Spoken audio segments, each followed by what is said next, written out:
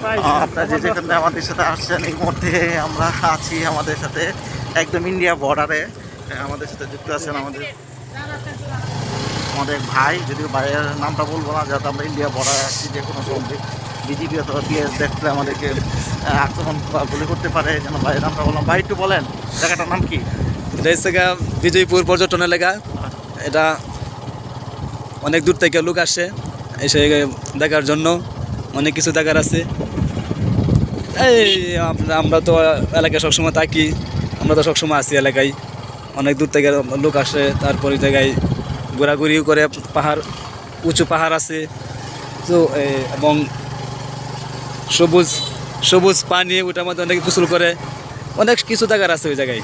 একটা দুর্গাপুর, যে আমরা যে ইন্ডিয়া বর্ডারে যে রাস্তাটা ঢুকলাম, আমরা এর মধ্যে ইন্ডিয়া আছি, একদম ইন্ডিয়া প্রান্তিক পর্যায়ে আছি। তো বিএসএফ দেখলে গুলি করবে, হ্যাঁ, মিডিয়া দেখলে।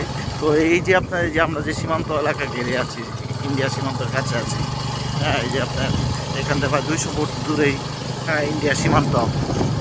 তো এখানে আমরা কী ধরনের মাল এই যে ইন্ডিয়া থেকে আসে বা যারা মাল, আমরা তো এই মুহূর্তে আসলাম আপনার ইন্ডিয়া মালগুলা ধরতে, আমরা কাউকে পাইনি, আমাদের দেখে সবাই পালিয়ে গেছে।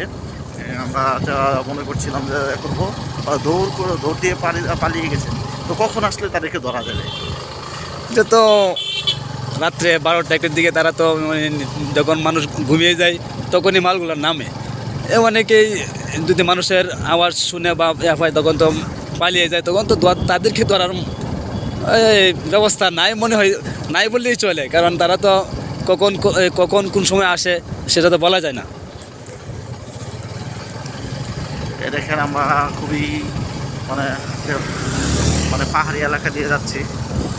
দেখেন একটি মোটরসাইকেল যাচ্ছে, খুবই ভয়ঙ্কর একটা জায়গা।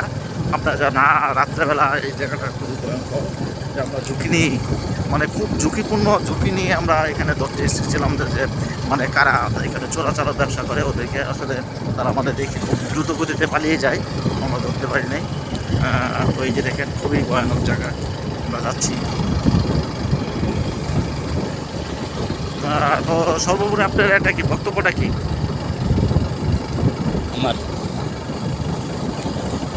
আপনি কি বলেন, দর্শকদের উদ্দেশ্যে কি বলতে চান, যে এখানে যারা চোরাচাল ব্যবসা করে যারা, তাদেরকে ধরার উপায়টা কি? আসলে কি বলবো, এখানে তো আর মানুষ তো গরিব এলাকা, যেহেতু এটা অনেকে হবে ব্যবসার জন্য, হ্যাঁ, ব্যবসার জন্য তাদের পেটের দায়ী এই ব্যবসাগুলো করে, এটা তাদের রিজিকের দায়ী করে। এটা তো যদি নিষিদ্ধ করা হয়, বন্ধ করে দেওয়া হয়, তাহলে তো তারা এই ব্যবসার তাদের পেটে উপার্জন, ব্যবসা তাদের পেটের দায় এসব করে এবং এটা দিয়ে তাদের ফ্যামিলি চালা। এই জন্য এটা বন্ধ করে দিলে তারা, আমার মনে হয় এটা অনেকটা ক্ষতিগ্রস্ত হবে তারা। ওকে, ধন্যবাদ।